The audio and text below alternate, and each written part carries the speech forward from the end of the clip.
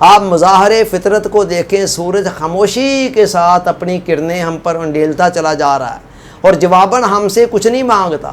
چاند بھی اپنی خاموشی کے ساتھ اپنی چاندنی کو بکھیرتا چلا جا رہا ہے۔ اسی طرح آپ دیکھیں، درختوں کو دیکھ لیں، پہاڑوں کو دیکھ لیں، ندیوں نالوں کو دیکھ لیں، دریاؤں کو دیکھ لیں، باغات کو دیکھ لیں، زمین کو دیکھیں اور آسمان کو دیکھیں۔ آپ جدھر بھی نظر دوڑائیں گے ہر چیز خاموشی کے ساتھ آپ کو نفع بخش دکھائی دے گی۔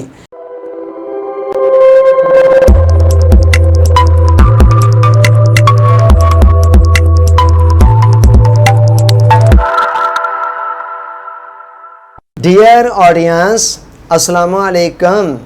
ہیلدی لائف سٹائل سیریز میں ہمارا جو ٹاپک چل رہا ہے وہ ہے صحت مند زندگی کا مکمل پیکیج، جو نور خان نے فارمولہ دیا چند نکات پر مشتمل، اس کو ہم 1 بائی 1 اس پوائنٹ کو ڈسکس کر رہے ہیں۔ اس ضمن کے اندر جو 12واں اصول ہیں وہ ہے نفع بخشی۔ کہتے ہیں صحت کا ایک اصول یہ بھی ہے کہ آپ دوسروں کے کام آئیں۔ اگر آپ فلاح عامہ کے کام کرتے ہیں تو آپ صحت مند رہیں گے۔ حت الوسع اپنے مال، وقت اور وسائل سے دوسروں کی مدد کریں۔ دیکھیں، اللہ رب العزت نے اس کائنات کا جو نظام ہے نا وہ نفع بخشی کے اصول پر بنایا ہے۔ پوری کائنات کا کارخانہ اس اصول پر چل رہا ہے۔ آپ مظاہر فطرت کو دیکھیں، سورج خاموشی کے ساتھ اپنی کرنیں ہم پر انڈیلتا چلا جا رہا ہے اور جواباً ہم سے کچھ نہیں مانگتا۔ چاند بھی اپنی خاموشی کے ساتھ اپنی چاندنی کو بکھیرتا چلا جا رہا ہے۔ اسی طرح آپ دیکھیں، درختوں کو دیکھ لیں، پہاڑوں کو دیکھ لیں، ندیوں نالوں کو دیکھ لیں، دریاؤں کو دیکھ لیں، باغات کو دیکھ لیں، زمین کو دیکھیں اور آسمان کو دیکھیں۔ آپ جدھر بھی نظر دوڑائیں گے ہر چیز خاموشی کے ساتھ آپ کو نفع بخش دکھائی دے گی کہ وہ کسی نہ کسی رنگ کے اندر ماحول کو خوبصورت بنانے میں اور لوگوں کی بہتری کے لیے مصروف عمل ہے۔ یہ کام جو مظاہر فطرت کی سطح پر بائی ڈیفالٹ ہو رہا ہے، یہی کام انسان کو اپنے شعور اور ارادہ کے ساتھ کرنا ہے۔ اسے بھی یہ کرنا ہے کہ اپنے وقت کو، اپنے وسائل کو، اپنی توانائیوں کو، صلاحیتوں کو، استعدادوں کو جس حد تک بھی دوسروں کی بہتری کے لیے استعمال میں لا سکتا ہے وہ استعمال کے اندر لائے اور دوسروں کو نفع پہنچائے۔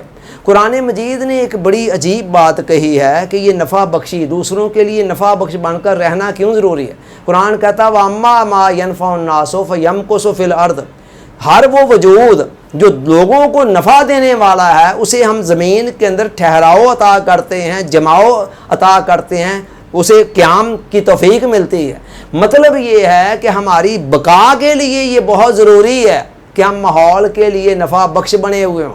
حضور علیہ السلام نے فرمایا خیر الناس من ینفع الناس، لوگوں میں سے بہترین بندہ وہ ہے جو دوسروں کو زیادہ سے زیادہ نفع پہنچاتا ہے۔ دوسری جگہ فرمایا الخلق عیال اللہ فاحب الخلق الی اللہ من احسن الی عیالہ، کہ ساری کی ساری مخلوق اللہ تعالیٰ کا کنبہ ہے، اس کی فیملی ہے، اور اللہ تعالیٰ کو اپنی اس فیملی میں سے وہ لوگ بہت زیادہ پسند ہیں جو اس خاندان کے دیگر افراد کے لیے زیادہ سے زیادہ نفع بخش بن کر رہتے ہیں۔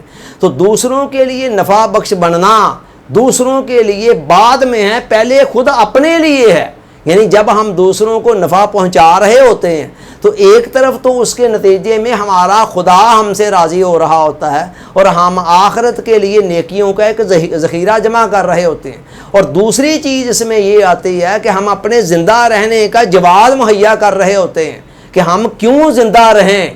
اگر ہم نفع بخش نہیں ہیں، ماحول کو کچھ دے نہیں رہے ہیں، ماحول سے صرف لینا ہی جانتے ہیں، تو ایسی صورت میں تو ہماری زندگی کا جواز ختم ہو جاتا ہے۔ اور اس کے ساتھ ہی ساتھ آپ یہ بھی دیکھیں کہ جب ہم کسی کے کوئی کام آتے ہیں تو آئندہ اگر ماضی میں غور نہیں کیا تو مستقبل میں کر کے دیکھیے گا کہ اس وقت آپ کے دل میں ایک عجیب لذت کا، مسرت کا، راحت کا احساس ہوتا ہے، اور یہ وہ لذت ہے جو دنیا کے کسی بھی بازار سے کسی بھی قیمت پر خریدی نہیں جا سکتی۔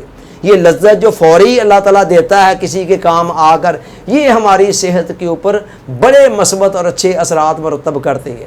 لہٰذا ہمارے جواز کے لیے، زندگی کی بقا اور جواز کے لیے بہت ضروری ہے کہ ہم نفع بخش بنیں۔ آپ غور کریں، جتنی بھی چیزیں آپ کے پاس موجود ہیں उनमें से हर चीज़ की कदर व कीमत उस वक़्त तक आपकी नज़रों में है जब तक वो अपना काम कर रही है, आपको कोई फ़ायदा दे रही है। जिस वक़्त आप देखते हैं कि ये चीज़ अब मेरे लिए बेकार है, इसे मैंने जिस मकसद के लिए ख़रीदा था, जिस फ़ायदे को लेने के लिए ख़रीदा था, वो फ़ायदा ये मुझे पहुँचाने से कासर है, तब वो आपकी निगाहों से गिर जाती है। उसे किसी कबाड़िए के हवाले कर देते हैं, किसी डस्टबिन में फेंक देते हैं, या किसी एक तरफ किसी कोने खुदरे में फेंक देते हैं कि बस ठीक है अब वो ख़त्म हो जाए, आपको उससे कोई गर्ज नहीं रहती है। एग्जैक्टली यही मामला हमारा है। अगर इस कायनात के अंदर हम अपने लिए क़याम चाहते हैं, बका चाहते हैं, तो फिर हमें दूसरों के लिए नफ़ा बख्श बनकर रहना होगा। लिहाजा भरपूर ज़िंदगी को एंजॉय करना चाहते हैं अगर हम, और मरने के बाद अपनी कब्र में और लोगों के दिलों में ज़िंदा रहना चाहते हैं, तो फिर भरपूर तरीके से नफ़ा बख्श बनकर हमें रहना होगा। अल्लाह ताला सोचने, समझने, याद रखने, अमल की तौफीक अता फ़रमाए। आमीन। आपका बहुत बहुत शुक्रिया। अस्सलामु अलैकुम।